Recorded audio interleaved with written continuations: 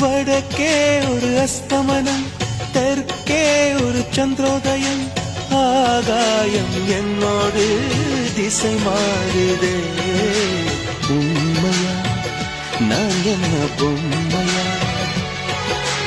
ஒரு ஜென்மம் வாங்கி வந்து இரு ஜென்மம் வாழுகிறேன். இது என்ன கதை என்று விதி கேட்குதே.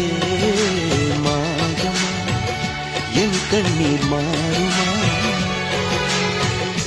எங்கேயோ தொலைந்த விதை இங்கே வந்து பூத்ததென, முல்லை பூ என்றிருந்தேன் முள்ளோடு பாய்ந்ததென்ன.